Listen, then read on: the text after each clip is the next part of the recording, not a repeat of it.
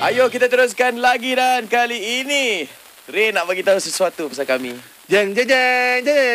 Okeylah kita. Sekejap. Cara aku cakap tadi aku geli tu. Ray ada sesuatu nak cerita pasal kami.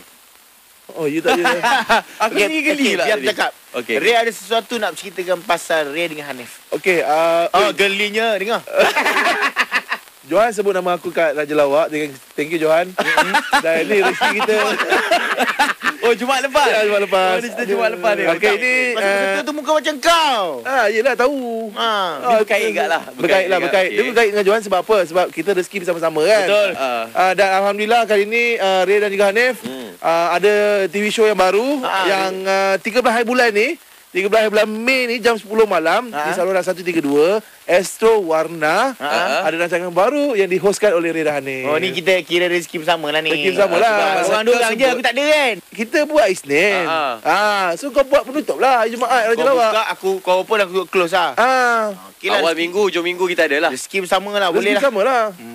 Nanti kat show aku kita sebut kau selalu. Okay. Nanti kau sebut kita Tapi kau dah buat semua kan? Ha? Kau dah buat kan semua kan? Belum lagi.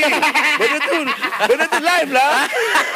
Okey, nama kita game show lah. Kira game show komedi lah. Tajuk dia apa ni?